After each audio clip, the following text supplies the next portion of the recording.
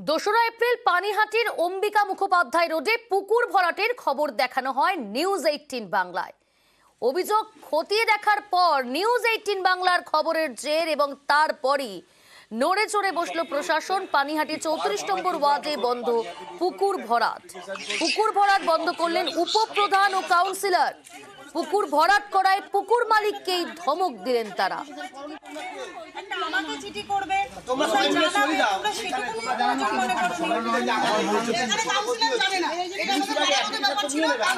কিছুই জানে না।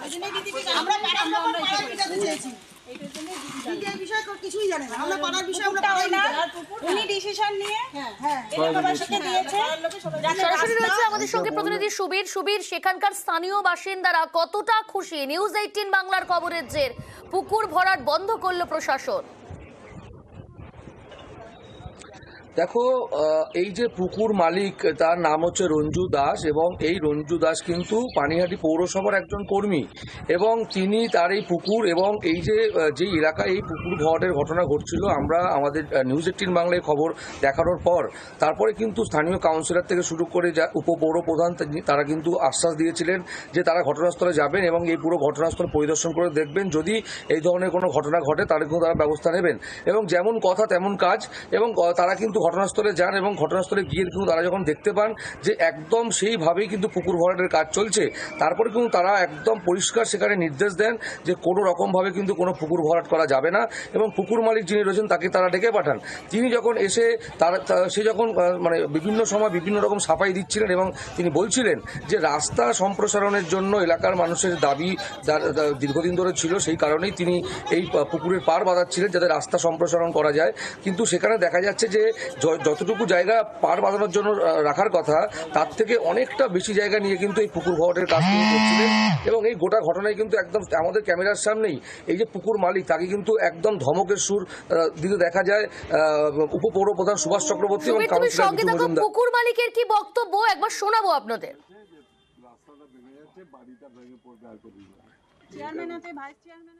আমার পুকুরটা হচ্ছে 8 কাঠা, এখনো পর্যন্ত 10 কাঠা জল রয়ে গেছে। তো এদের দিনের পর দিন আমাকে এরা বলছে যে আমাদের খুব অসুবিধা হচ্ছে ওইখানে, নানা রকম মানে সাপ কোপ। আমি তখন ওদের বললাম তোদের 2 ফুট তো ঢুকে গেছে, তোরা আরো যেটুকু তোদের সুবিধার জন্য হয় তোরা সেটুকু করে নে। কেন আমার ক্ষমতা নেই, আমি সাধারণ একটা চাকরি করি, সুতরাং তোদের ক্ষমতায় তোরা যদি পারিস করে নে, আমার কোনো আপত্তি নেই। এইটুকুই হয়েছে কথা, পারমিশনটুকু আমি দিয়েছি।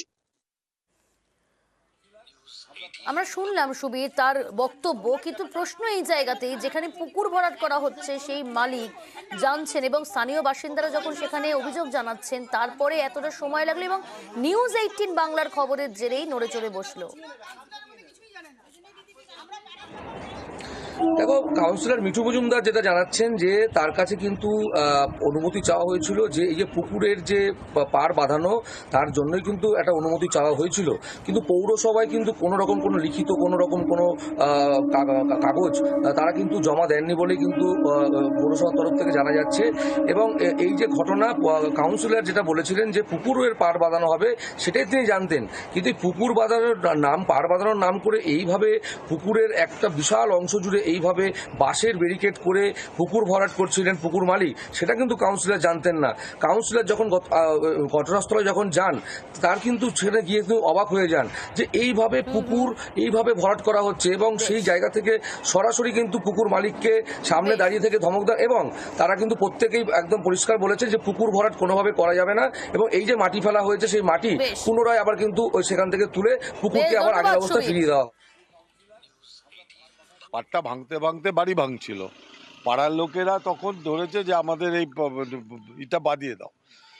তো মালিক যেটা করেছে আমরা সেটাকে কোনোদিন সমর্থন, আমাদের কাউন্সিলর প্রথমে এসে মালিককে বলেছিল যে আপনারা এটা এইভাবে বাঁধাবেন না, যতটুকু প্রয়োজন ততটুকু বাঁধান। কাউন্সিলর আগে বলেছে, আমি বলে গেলাম এগুলো সব তুলে দিতে, মানে তুলে দিয়ে পাড় বাঁধানোর জন্য অ্যাপ্লিকেশন করতে পাঠিয়েছি মিউনিসিপ্যালিটি। যেহেতু আমার ওয়ার্ড, আমার জানা উচিত ছিল, কিন্তু এটা এতটাই ভেতরে রাস্তার, এখানে এসে দেখলাম যে অনেকটাই এটা ভরাট হয়েছে এবং তারা আমাকে বলছে যে দিদি আমরা এটা নিজে থেকে করেছি, কারণ আমাদের রাস্তা ভেঙে ঢুকে গেছে, ড্রেন নাই, একটা লাইট পোস্ট আনা যাচ্ছে না, আমরা সেই জন্য। কিন্তু এটা একটা জলাশয় ভরাট করে তো এই প্রবলেমগুলো সলভ হয় না। তো আমি বললাম ঠিক আছে, যতটা রাস্তা ভেঙেছে তোমরা ততটাই করো, আর একটা ড্রেন আমি পৌরসভাকে দিয়ে আমি করিয়ে দেবো, লাইট আনার ব্যবস্থাও আমি করে দেবো। আমরাও পৌরসভা থেকে দেখছি যে এদের বিষয়টা কিভাবে সমাধান করা যায়।